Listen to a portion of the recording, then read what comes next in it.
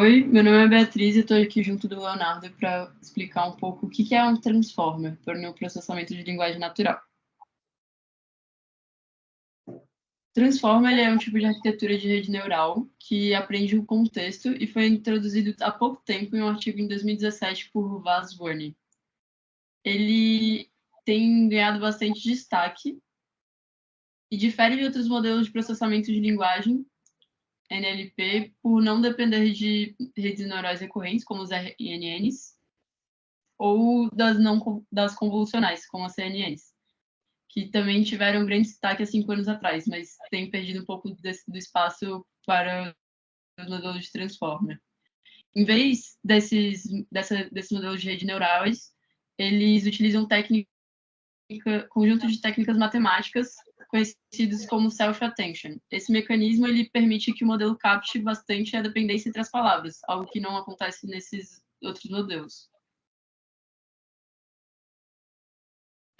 O Transformer ele começou com processamento de linguagem natural, mas hoje em dia ele já tem diferentes aplicações em diferentes campos.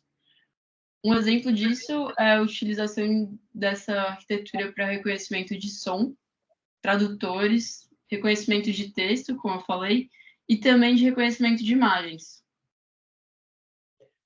Nessas aplicações é importante salientar que basicamente tudo que é tokenizável, você consegue atribuir tokens a diferentes tipos de recursos, é possível utilizar o Transformer para obter o treinamento dessa rede neural.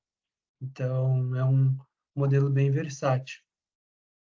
E aqui tem um modelo dessa rede bem simplificado, né? Então, basicamente, ao lado esquerdo da imagem, a gente tem a camada de decoder, que pega esses tokens, essa sequência de tokens, como textos, imagens, sons, enfim, como já foi exemplificado anteriormente, e faz com que esse token seja processado pela camada de decoder, e a camada de decoder, em linhas gerais, consegue atribuir probabilidades àquela determinada classificação. Então, se a gente estiver fazendo algum projeto, por exemplo, de reconhecimento de texto para determinar se um texto ele é uma review positiva ou negativa de um filme, por exemplo, como foi dado no nosso projeto, ele vai atribuir ali no final probabilidades, por exemplo, de 90% de que seja uma, perdão, uma palavra, uma review positiva, e os outros 10% seria uma review negativa. Isso faz com que esse modelo de rede seja estocástico, ou seja, é determinado por modelos probabilísticos ali no final da camada. Então, como que funciona basicamente esse modelo de rede? Então, a gente vai dividir em encoding e decoding. Então, o encoding, começa com input embeddings, que basicamente ele vai transformar esses tokens em vetores numéricos para que os modelos consigam entender e processar o conteúdo de forma mais eficiente. Depois que ele fez o input embedding, ele vai fazer o position encoding, que é uma etapa que faz com que essas informações sejam incorporadas e a posição relativa desses tokens sejam incorporadas essas informações delas, para que as posições relativas tenham influência na predição final. Multi-head attention talvez seja a parte mais importante dessa etapa de encoding, que é a etapa que permite com que as informações sejam passadas simultaneamente entre as diferentes partes da entrada e faz com que as dependências entre, por exemplo, as palavras, sejam assimiladas pelo modelo.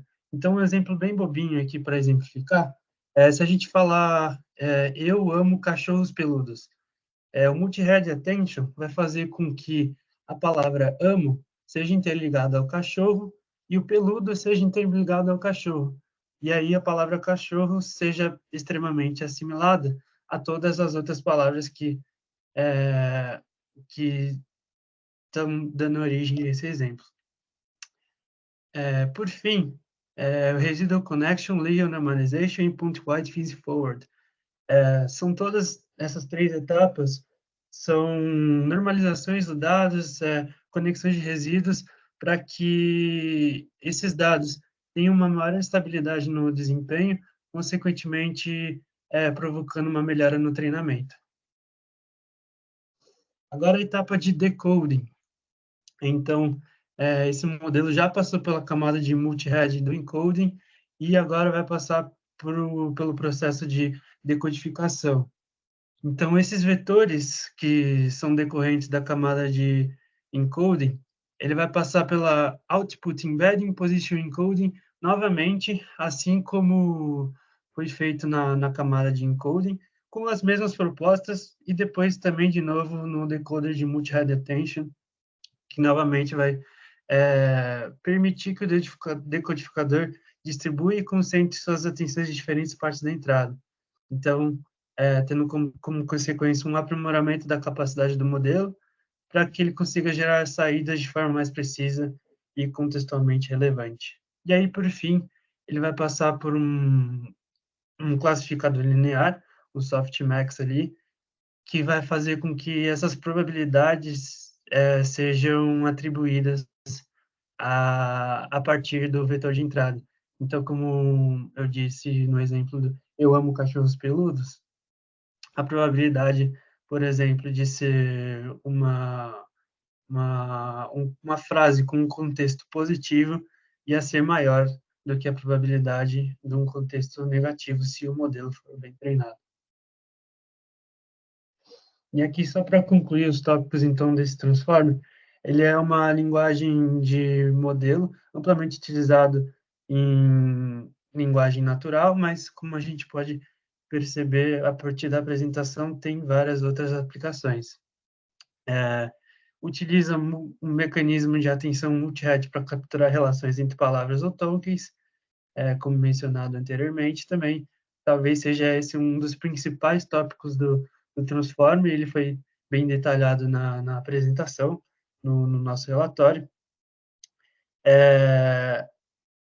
Possui técnicas de position encoding para representar o token e as ordens dessas sequências, conexões residuais, normalizações, camadas de feed-forward, todas elas para dar mais estabilidade e desempenho ao treinamento.